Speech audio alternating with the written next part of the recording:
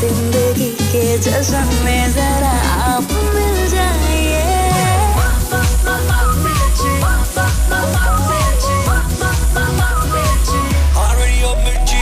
मिर्ची सुनने वाले always खुश, हाँ 98.3 98.3 सुनने वाले always खुश। मिर्ची 98.3। कैसे है यस जी? बिल्कुल सही। और मैं आपका स्वागत करता हूँ हमारे रेडियो चैनल 98.3 FM पे। मैं हूँ आज यश राज और हमारे साथ है हमारे रेडियो संगीत आज अंकित आनंद। आज हमारे पास आपके लिए एक रोमांचक शो है। आज हम बिहार के पर्यटन स्थलों के बारे में जानेंगे, एशियाई खेलों के रोशनी में डूबेंगे और भारत में आवाजी समाचारों पर नजर डालेंगे। तो बने रहे। आप अपनी सीट बेल्ट बांध लें क्योंकि हम जानकारी, मनोरंजन और संस्कृति की यात्रा पर निकलने वाले हैं। चलिए शुरू करते हैं। प्राचीन इतिहास और संस्कृति की भूमि यानी बिहार। क्या आप जानते हैं बिहार में कई अविश्वसनीय पर्यटन स्थल हैं? बिहार पूर्व भारत में स्थित एक ऐतिहासिक, सांस्कृतिक और प्राकृतिक सौंदर्य से भरपूर राज्य है। यहाँ पे कुछ ऐसे पर्यटन स्थल हैं जिसे आप आकर देख सकते हैं। तो सबसे पहले हम बात करने जा रहे हैं बोध गया के बारे में। बोध गया ये दुनिया में प्रसिद्ध बौद्ध तीर्थ स्थलों में से एक है, जहाँ महात्मा बुद्ध ने महाबोधि वृक्ष के नीचे ज्ञान प्राप्त किया था। महाबोधि मंदिर संगठन एक यूनेस्को विश्व धरोहर स्थलों में से एक है, जहाँ आप अपने परिवार के साथ आने के बारे में सोच सकते हैं। तो दूसरे नंबर पे हमारा आता है नालंदा। नालंदा विश्वविद्यालय के लिए प्रसिद्ध है। यह शहर यूनेस्को विश्व धरोहर स्थल में से एक है। इसके उद्यानों के खंडनों और नालंदा पुरातात्विक संग्रहालय का आप आकर खोज कर सकते हैं। अब हम बात करने जा रहे हैं बिहार की राजधानी यानी पटना। पटना पुराने आकर्षणों का मिश्रण है। पटना संग्रहालय, गोलघर, पटना साहिब गुरुद्वारा ऐसे कुछ स्थल हैं जिन्हें आप जाके देख सकते हैं और मनोरंजन उठा सकते हैं। वैशाली यह एक महत्वपूर्ण प्राकृतिक और ऐतिहासिक धार्मिक स्थल है। माना जाता है कि गौतम बुद्ध ने यहाँ पे अपना अंतिम उपदेश दिया था। अशोकन स्तूप और बुद्ध स्तूप यहाँ के प्रमुख घूमने वाले तीर्थ स्थल है। राजगीर यह प्राचीन शहर अपने गर्म पानी के तालाब के लिए, बौद्धिक खंडों और गरुड़ पहाड़ के लिए प्रसिद्ध है। माना जाता है महात्मा बुद्ध ने यहाँ पे आकर अपना ध्यान किया था। और राजगीर नृत्य महोत्सव संस्कृति भी यहाँ की प्रमुख कृतियां हैं। क्या गिर जू सफारी भी खुला है, वहाँ पे भी आप जा सकते हैं। तो अब हम मिलते हैं कुछ देर के ब्रेक के बाद। तो ये आपकी चाय कैसी है? ये तो एशिया की बेस्ट चाय है। और लेकिन हम लोग बात क्या कर रहे थे? एशियन गेम्स के बारे में। एशिया में खेलों की श्रेणी में जो उच्चतम दर्जा प्राप्त करने का जो मानचित्र हमेशा एक दृश्य रहता है, इस बार भी यह दृश्य देखने लायक था।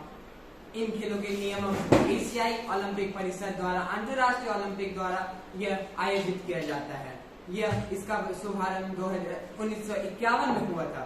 भारत ने, क्या आप जानते हैं भारत का प्रथम एशियन गेम कहाँ खेला गया था?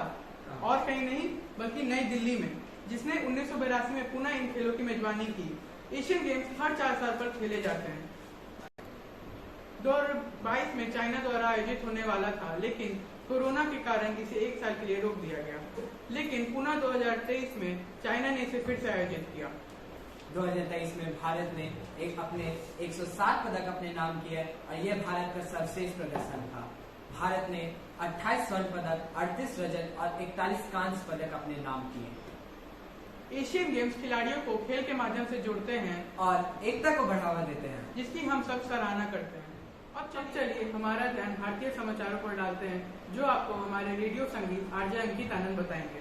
6 अक्टूबर को राजस्थान के मुख्यमंत्री अशोक गहलोत ने राज्य में 3 नए जिले के नाम घोषित किए, जिसमें पहले नंबर पे मालपुरा, सुजानगढ़ और उचमल सिटी का घोषणा की।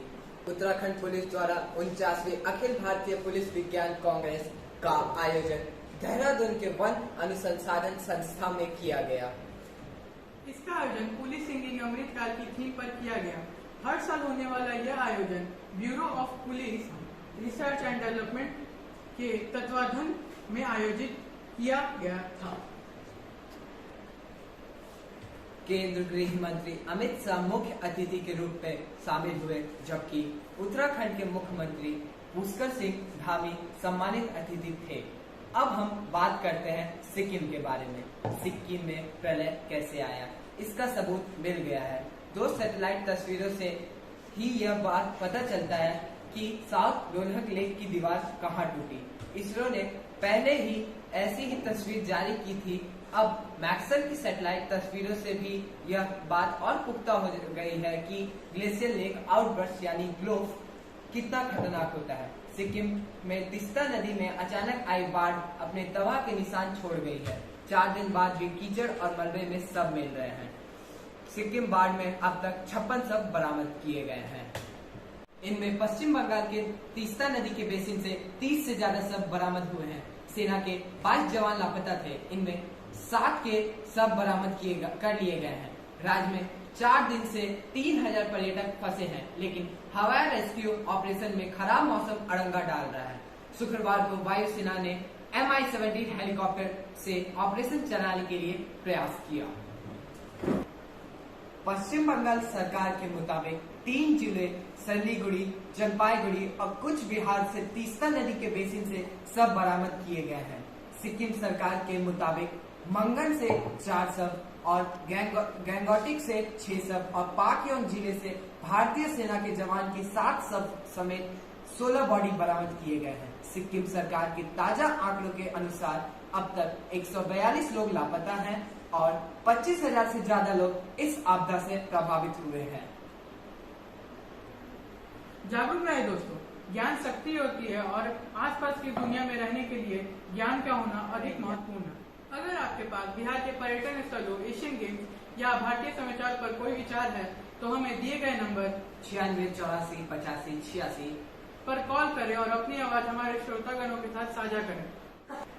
यह हमारे आज के शो को समाप्त करता है। हम आशा करते हैं कि आपने बिहार की सुंदरता, एशियाई खेलों की उत्साह भरी दास्तां और भारतीय समाचार के बारे में सुनने में आपको अच्छा लगा हो। याद रखें, ज्ञान आपकी इस दुनिया में नेविगेट करने के लिए आपका कंपास है। मैं आरजे अंकित और मैं आरजे यशराज आपसे फिर मुलाकात करेंगे कुछ नए खबरों और नए किस्सों के साथ। तो बने रहें। जय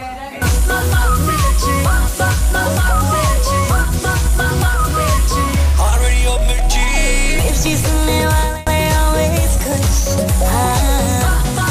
98.3 98.3 सुनने वाले always खुश। मिर्ची 98.3 मिर्ची सुनने वाले ऑलवेज खुश। मुस्कुरा दे बस चाहूं ये मैं बेपनाह, तू और तेरी खुशी बस यही है मेरा जहां।